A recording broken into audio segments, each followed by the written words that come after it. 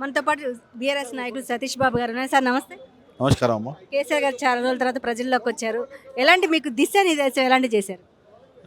దిశానిర్దేశం కన్నా ముఖ్యంగా సారు ఈరోజు రావడము అందరితోని ముఖ్య కార్యకర్తలతోని మెయిన్గా స్టేట్ బాడీతోని అదేవిధంగా ఎమ్మెల్సీతోని మాజీ ఎమ్మెల్యేలు మాజీ ఎమ్మెల్సీతోని చైర్మన్లతోని అందరితో కూడా మాట్లాడడము చాలా సంతోషంగా ఉంది మాకు.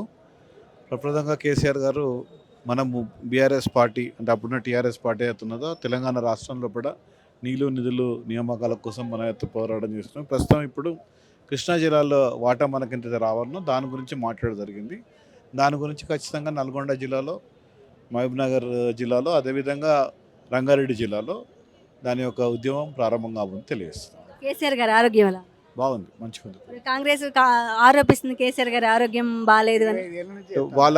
వాళ్ళకు ఆరోపణ తప్ప ఏమొచ్చి వాళ్ళు చూసిర్రా? వాళ్ళు వచ్చేమన్నా చూడలే కదా, ఇప్పుడు తెలుసుకుంటారు వాళ్ళు. ఇట్లా కేసీఆర్ గారు ఇక ప్రజల్లోనే ఉంటారు అమ్మా.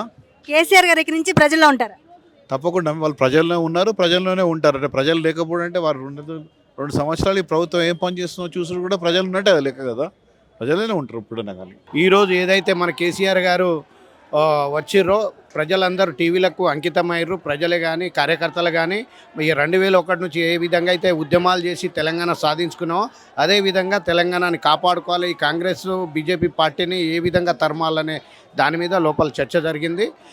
చర్చ జరిగిన దాంట్లో భాగమే ఇప్పుడు సభ్యతాల గురించి కానీ ఇంకా కార్యక్రమాలు ఎట్లా చేసుకోవాలి, అధికార పార్టీలను కానీ వేరే పార్టీలను కానీ ఎవరేమైనా చేస్తే ఎట్లా ఎదుర్కోవాలనే దాని మీద చర్చ జరిగిందండి.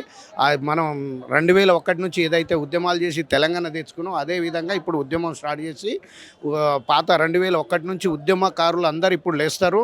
బిడ్డ కాసుకోండి, మీరు 420 హామీలు ఎట్లయితే ఇచ్చి మీరు ఎగ్గొడుతున్నారో అవన్నీ మళ్ళీ మీరు కట్టేదాకా మేము వదిలిపెట్టామని చెప్పేసి తెలియజేస్తున్నాం.